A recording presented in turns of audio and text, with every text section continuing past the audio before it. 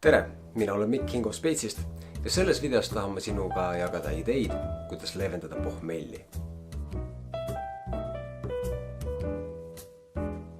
Pohmelli on kogenud peaaegu kõik, kes alkoholi joovad ja me teame täpselt, mida see endaga kaasa toob. Peavalu, iiveldustunne, närvilisus, väsimus ja nii edasi ja nii edasi. Viimase teadusuuringud näitavad, et ei ole ühte kindlat asja, mis pohmelli põhjustab. Pigem on see mitmete erinevate tegurite koosmõju. Ja käesolevas videos ma tahangi vaadata erinevaid tegureid, mis pohmelli põhjustavad ja seda, kuidas sa nendega edukalt võidelda saad. Väldi mürkide kogunemist. Alkohol ise on mürk, aga peale selle sissejoomist muundab keha ta acetaldehüüdiks, mis on kuni 30 korda tugevam mürk kui tavaline etanool ise. Nüüd, kui me joome aeglaselt ja joome väikestes kogustes, suudab keha selle mürgiga päris hästi toime tulla. Aga kui me joome kiiresti ja suurtes kogustes, siis see mürk meie kehas koguneb ja just seesama acetaldehüüd on üks põhilisi põhjuseid, miks meil pohmell tekib. Nüüd, kuidas seda probleemi vältida? On olemas taim nimega lambalääts ja just see lambalääts on näidanud, et ta suudab vähemalt teatud määral takistada sellel samal acetaldehüüdil kehasse kogunemast, mis siis lõppkokkuvõttes tähendab väiksemat pohmelli. Lisaks kaitseb lambalääts maksa alkoholi kahjustuste eest. Vähenda oksüdatiivset stressi. Alkohol põhjustab kehas tugevat oksüdatiivset stressi. Selle vastu soovitan ma süüa ingverit, sest et ingver, eriti ingveris leiduv kuus ingverool, on näidanud uuringutes päris tõhusat vabu radikaale siduvat toimet.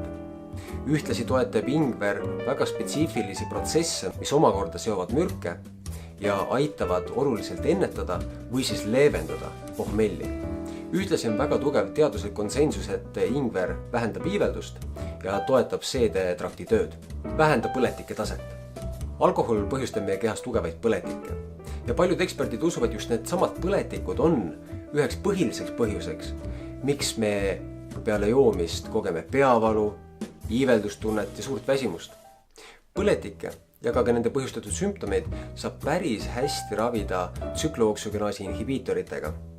Rahva seast tuntud aspiriin ja ibuprofeen, aga ka näiteks resveratrool on üpris tõhusad selleks, et me saaksime põletiku markerid uuesti ilusti kontrolli alla. Vali võimalikult puhas alkohol. Alkoholi fermentatsioonil tekib päris palju kõrvalaineid ja need kõrvalained on need, mis annavad alkoholile lõhna ja maitseomadused. Aga samas nad tekitavad ka pohmelli. See ongi põhjuseks, miks destilleeritud alkoholid tekitavad oluliselt väiksema pohmelli kui destilleerimata alkoholid. Kui alkoholid panna pingeritte, siis üleval astmel on puhtad alkoholid nagu viin ja džinn. Seal keskosas on näiteks kuiv šampus, kuiv siider ja alumises otsas on punane vein, desertveinid ja kõige kõrvalainerikkam alkohol on õlu. Ja see ongi põhjus, miks õlu tekitab eriti tugeva pohmelli. Väldi dehüdratsiooni. Teadupärast on alkohol diureetik, mis viib kehast vett välja. See aga võib põhjustada päris tugevaid peavalusid pohmelli ajal. Sellepärast, et kui meie kehast läheb vesi välja, siis keha üritab seda kompenseerida sellega, et ta ahendab veresooni. See omakorda ei lase ajul saada piisavalt palju hapnikku ja verevarustus on kehv. Nii et kui vähegi võimalik, siis iga klaasi alkoholi vahele soovitan ma juua klaasi vett.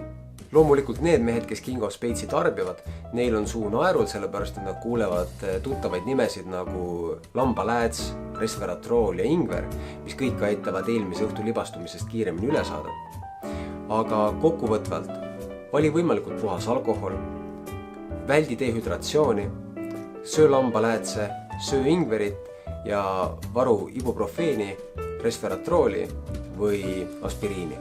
Kui sa võtad kõik need abinõud tarvitusele, siis ma olen kindel, et sinu pohmell on tavalisest palju leebem, mis lubab järgmisel päeval normaalselt eluga edasi minna.